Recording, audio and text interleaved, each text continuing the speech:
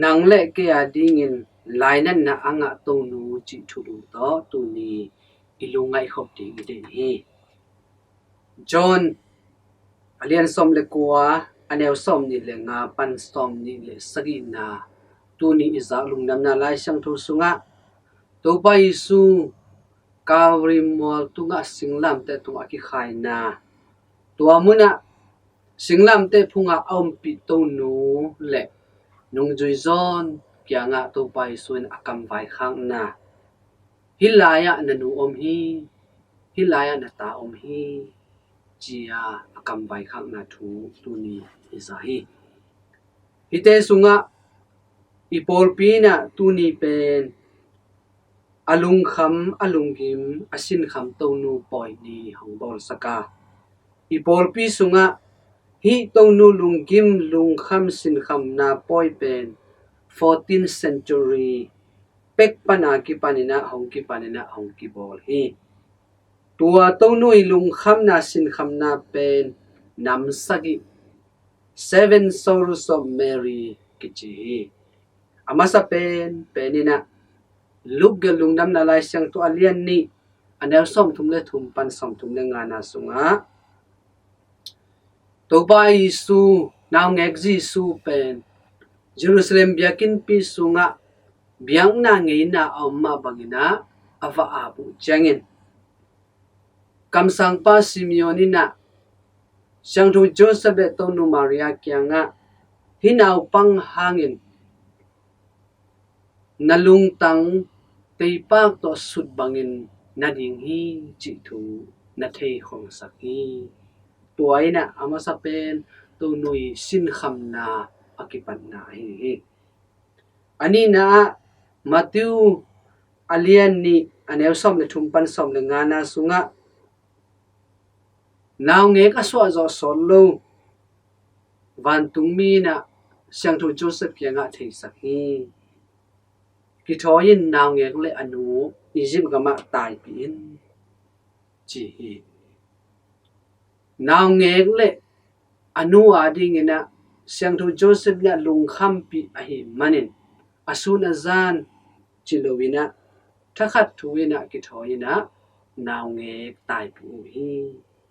amau te gen thei thuak ting pen tu hun lai bang hilo a hi manina ingai sun thei ding hi athumna luk alian ni aneu som li le khat pan som nga le ni na sunga bangom lew hiam chile naw pang ji su kum som le kum ni apha hun lai na anu le apaina thukham to ki zuin Jerusalem biakin pia biak piang na ape khom dingina pai pi ton piu hi acha uchang ina aloma golte awanaw te to ton khom hi bak chi na lamit na to chau hi ai zongin ina tunu changena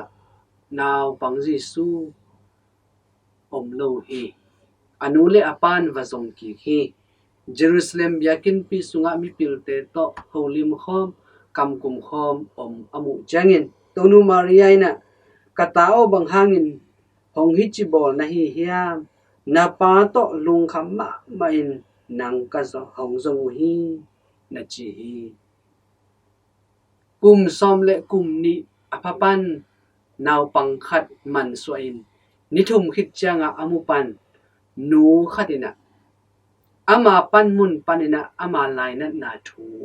ama lung kham na thu apula ka hi alina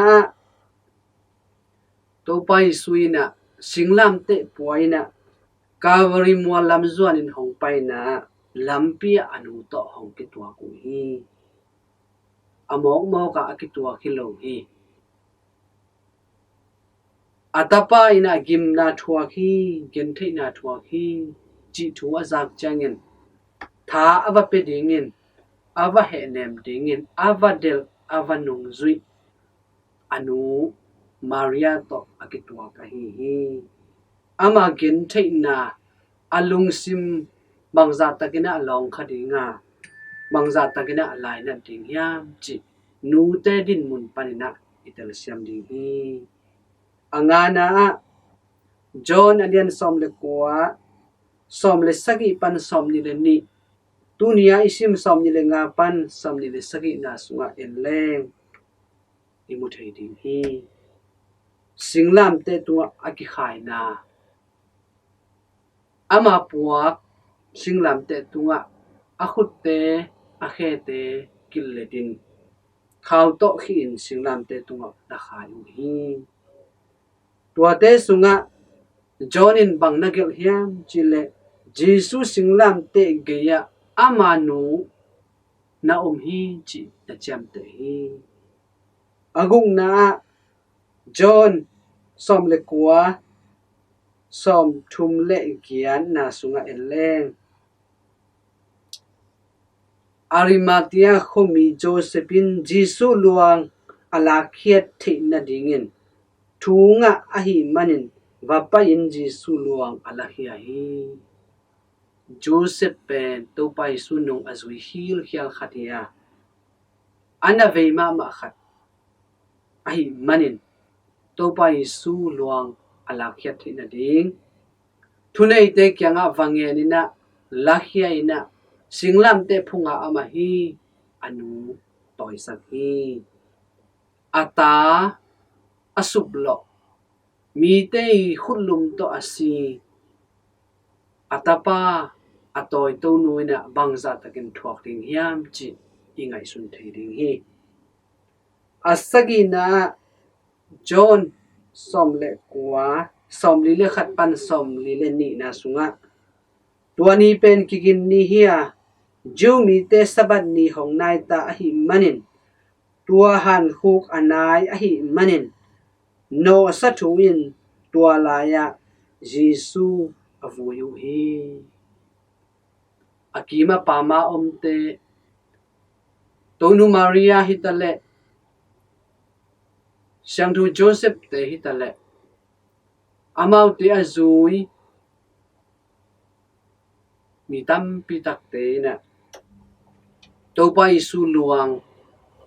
suang hom thak sunga na bulu hi toy man himuna bang muthe iyam chile tonui lung kham na nam sagi te ichi changena amai lung kham na khem pe hilowa adiak dia ka alung sim alung tang asu kha phadeu nam sagi akichi be ka hi topa isu si na amai gen thei thong na te limte imu changena sang thoni ngani ai zongin tua hunte a ihi tuiluangena ikap the hi ai zongina bangza tangni kaphang tonu lungkham na bang chikma hunina iban zonge ke ding hi tonu zaina lungtang kitam zanza dongina ithwa khange ke ding hi tuai manin tuni inun tangna te sunga